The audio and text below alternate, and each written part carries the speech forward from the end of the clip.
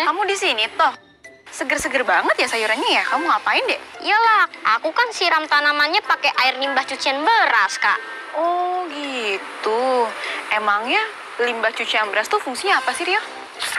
Kata ibu, air limbah hasil cucian beras itu bisa menyuburkan tanaman, Kak.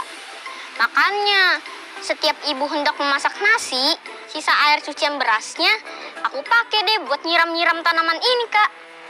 Sekarang Rio udah hebat ya. Sekarang Rio udah bisa memanfaatkan limbah organik. Salut, Kak Zara. Nah, Kasih, Kak. ngomong-ngomong soal ini, kamu ingat nggak sih, Dek, kalau limbah organik itu bisa kita olah menjadi energi alternatif loh.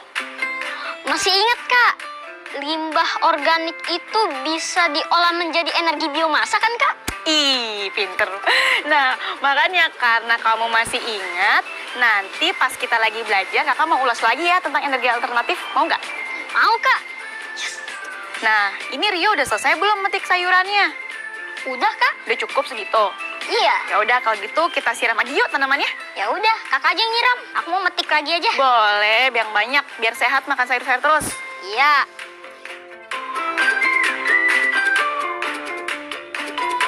Teman-teman di rumah, sayur apa yang dimasak hari ini? Dan bagaimana biasanya cara keluargamu dalam memanfaatkan limbah organik? Halo, selamat pagi teman-teman di rumah.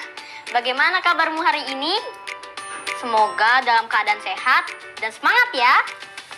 Oh iya, jangan lupa ya untuk menyiapkan buku catatan dan buku latihan kalian. Sebelum kita lanjutkan aktivitas ini, yuk kita berdoa dulu.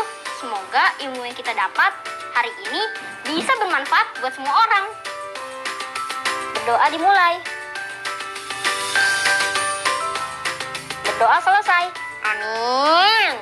Nah, sesuai janji kakak tadi, sekarang kita akan membahas tentang energi alternatif. Oh iya, Rio masih ingat nggak nih waktu kita kemarin belajar tentang energi alternatif untuk kegiatan kita sehari-hari? Oh iya, masih ingat dong, Kak. Ada 3 macam energi alternatif. Betul banget, Rio. Nah, yang pertama itu ada energi alternatif, diantaranya energi biomasa, energi yang berasal dari tumbuhan atau hewan. Sementara energi angin, energi yang berasal dari kekuatan tiupan atau gerak angin. Terus selanjutnya adalah energi air. Ialah energi yang berasal dari kekuatan gerak arus air. Nah, Rio, sekarang kan kita sudah belajar nih tentang energi angin, energi air, dan energi biomasa sebagai energi alternatif atau terbarukan. Sekarang kakak mau menjelaskan manfaat energi alternatif ini memiliki kelebihan dan juga kekurangannya loh. Wah, ada kelebihan dan kekurangannya juga ya, Kak? Ada deh. Nah, simak baik-baik ya. Dan untuk teman-teman di rumah juga bisa nih memotret infografis ini. Jangan sampai terlewat. Energi biomasa dapat secara langsung digunakan untuk mendapatkan energi panas. Dan setelah diolah melalui energi biomasa ini, kita juga bisa mendapatkan biofuel dan biogas. Nah, Rio, kelebihan energi biomasa yang pertama itu bersifat terbarukan jika sebelum digunakan diproses terlebih dahulu. Proses tersebut merupakan pembusukan bahan bakunya atau limbah organik, Dek. Selain itu bersifat ramah lingkungan karena menggunakan bahan baku dari limbah organik. Sehingga sampah organik yang kita hasilkan bisa dimanfaatkan lagi. Hebat ya, Kak. Kalau sampah organik bisa diolah kembali, pasti bisa mengurangi penumpukan sampah. Tapi kekurangannya apa, Kak? Nah, kekurangan dari energi biomasa tidak lagi bersifat terbarukan jika digunakan secara langsung dan bisa menjadi tidak ramah lingkungan. Karena jika digunakan secara langsung, menyebabkan eksploitasi bahan baku dan polusi, deh. Selain itu, energi biomasa ini memerlukan biaya yang tinggi loh untuk bisa digunakan sehari-hari. Kalau energi air bagaimana, Kak? Nah, kalau energi air ini bersifat terbarukan. Ramah lingkungan karena tidak menyebabkan polusi dan mudah diperoleh di daerah perairan, terlebih lagi saat musim penghujan. Wah, berarti kalau lagi musim kemarau akan sulit dong, Kak. Betul banget deh, itu salah satu kekurangannya. Jadi tidak dapat digunakan saat musim kemarau panjang dan juga memerlukan biaya tinggi agar mudah digunakan sehari-hari. Nah, kalau energi yang terakhir nih, energi angin. Energi ini memiliki kelebihan yang sama-sama bersifat terbarukan dan ramah lingkungan karena tidak menyebabkan polusi. Namun, kekurangannya tidak semua tempat memiliki angin yang cukup untuk digunakan dan juga energi angin ini membutuhkan biaya yang tinggi deh agar bisa digunakan sehari-hari. Ternyata Rio baru tahu nih, Kak, kekurangan dan kelebihan dari energi alternatif.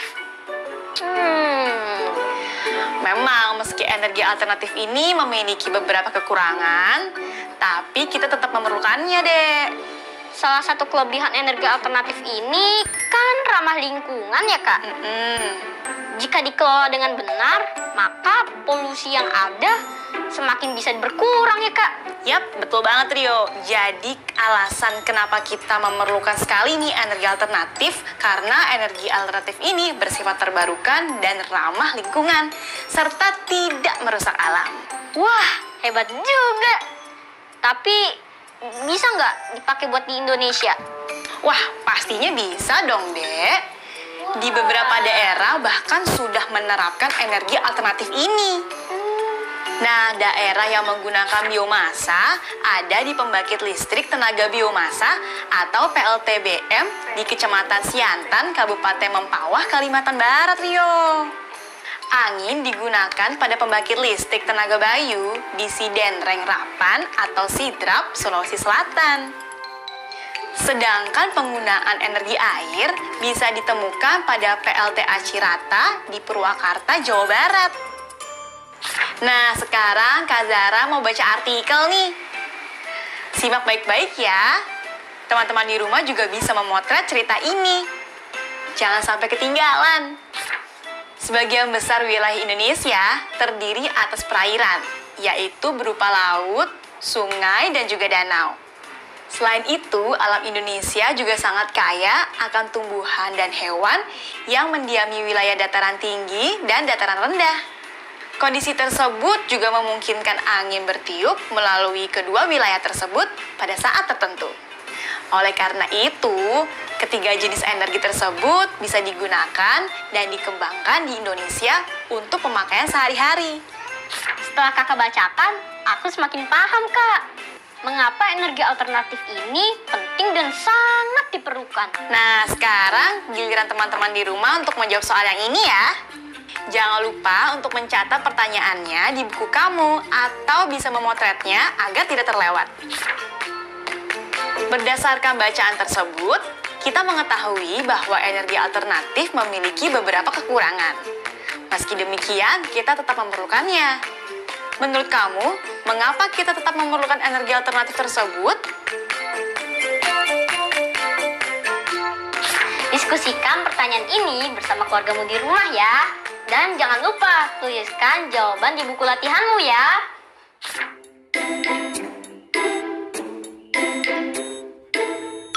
Selamat sehari yo.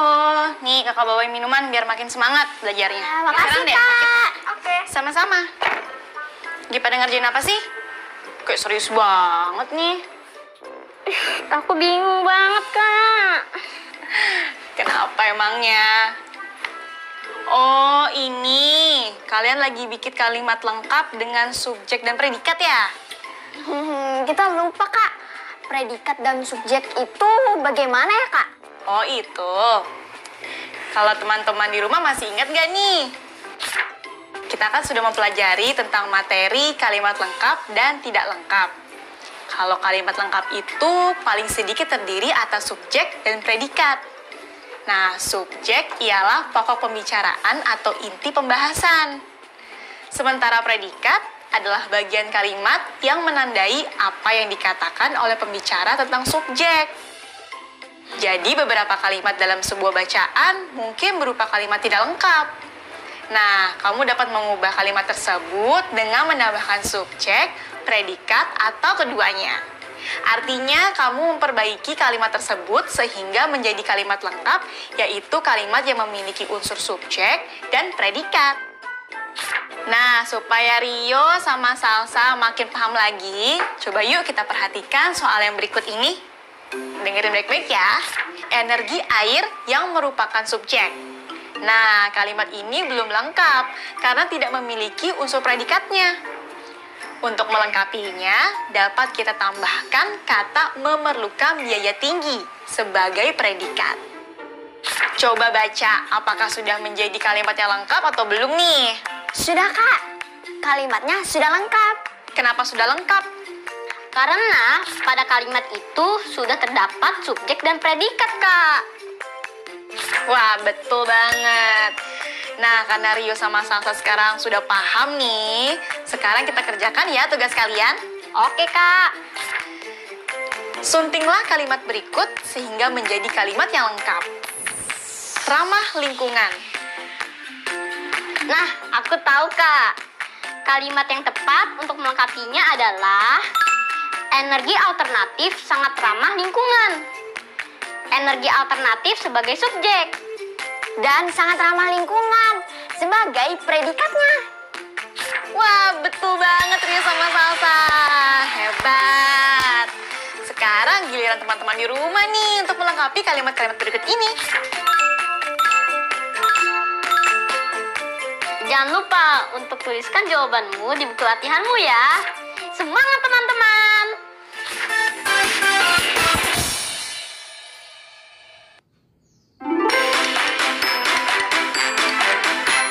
Sebuah tayangan untuk keluarga Indonesia, mengedukasi dan menginspirasi.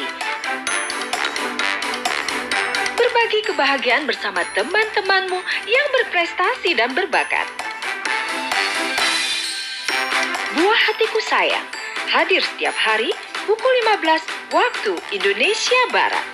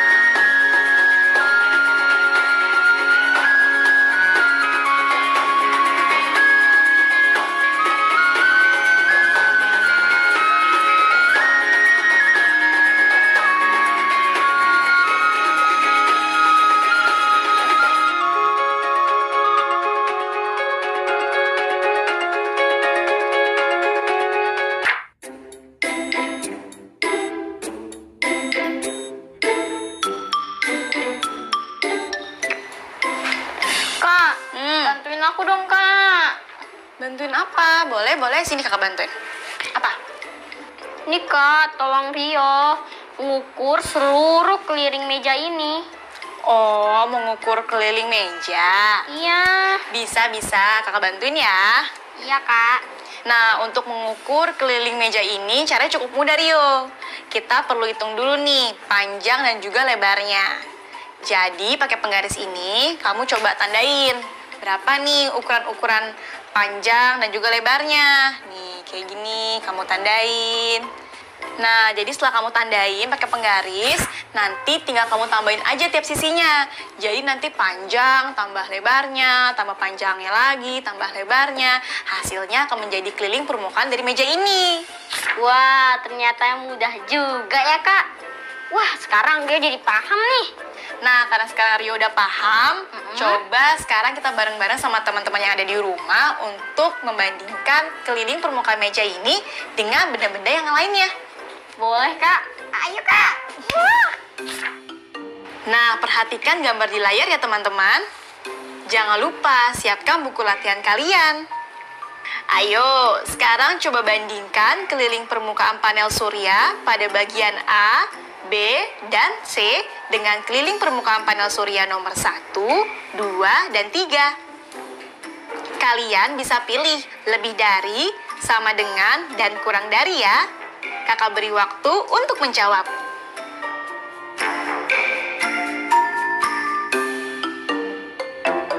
Gimana nih, Dek? Coba bantuin kakak untuk jawab soal nomor 1. Boleh, Kak.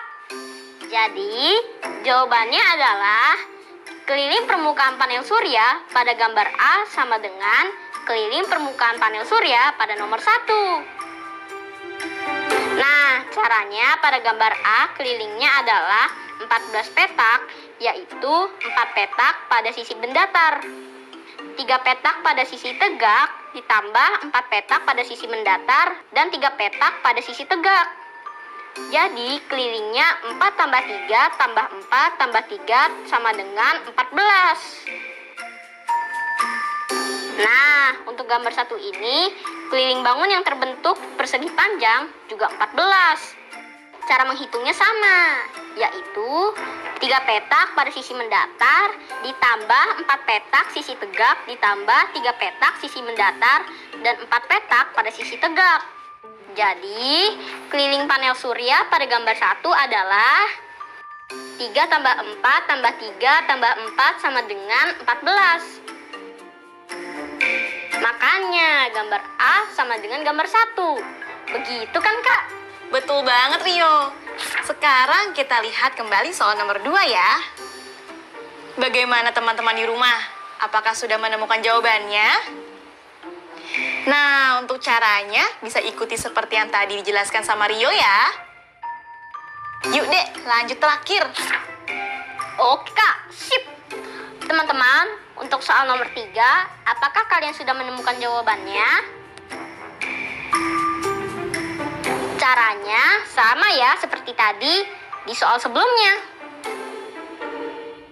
Wah, Rio, sekarang kamu udah jago nih ngitungnya. Iya dong, Kak. Nah, teman-teman di rumah gimana? Mudah bukan untuk membandingkan keliling permukaan suatu benda?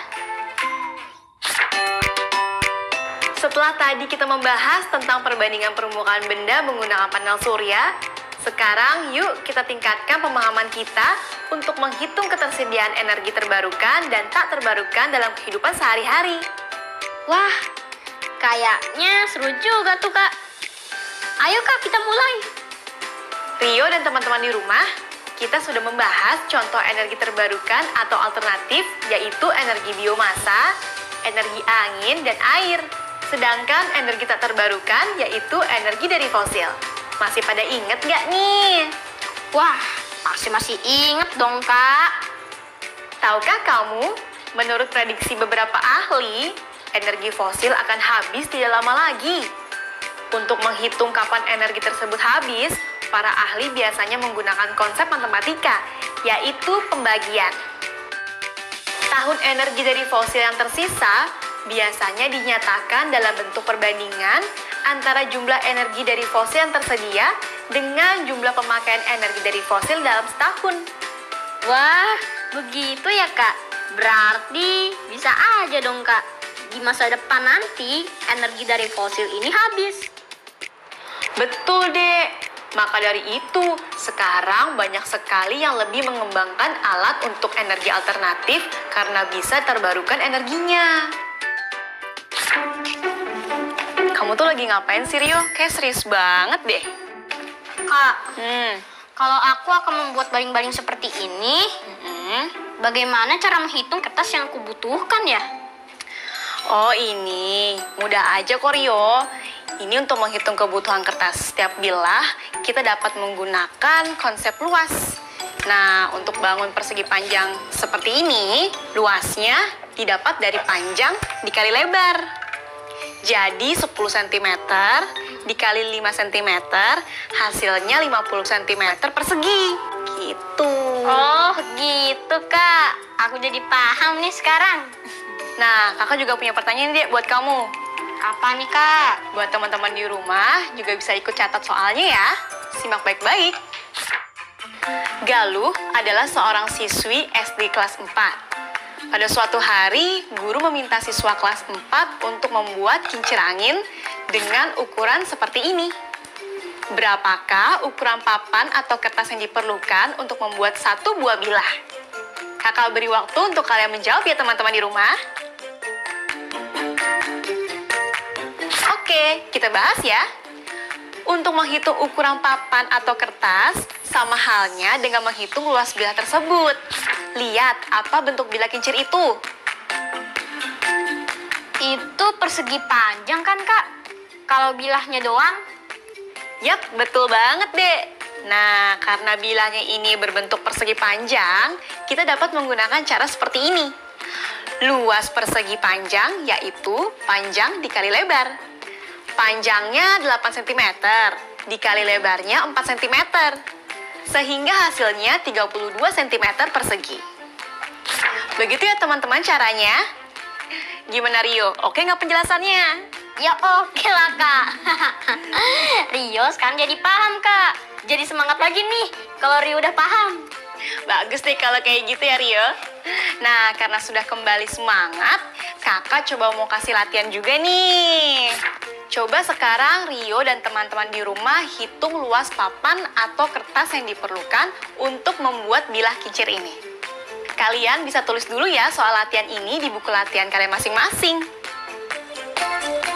Kemudian bandingkan antara gambar pertama dan gambar kedua, bilah mana yang membutuhkan bahan paling sedikit. Nah, latihan ini akan menjadi tugas untuk kalian di rumah ya. Kerjakan dengan teliti sehingga kalian bisa lebih memahami materi hari ini. Jika mengalami kesulitan, jangan lupa bisa bertanya kepada orang tua kalian atau orang-orang di sekitar kalian. Selamat berdiskusi, teman-teman.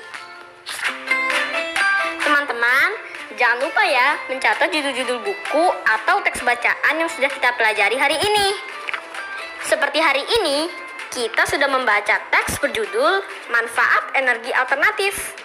Karena bacaan ini, Rio dan teman-teman semua jadi tahu deh kekurangan dan kelebihan dari energi alternatif, serta mengetahui mengapa energi alternatif ini diperlukan. Teman-teman, jangan sampai lupa ya mencatat judulnya. Teman-teman, ini daftar apa yang sudah kita pelajari hari ini.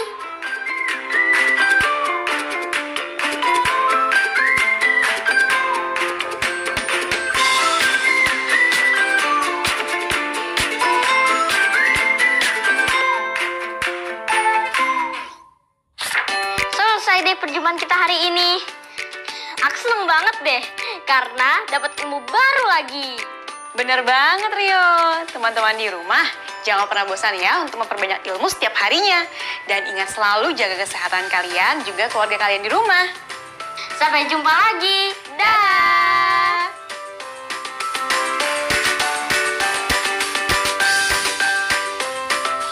Sekarang tetap belajar dari rumah ya teman-teman. Ingat, jaga jarak, rajin mencuci tangan, dan pakai masker agar kita mencegah penyebaran COVID-19. Sampai jumpa.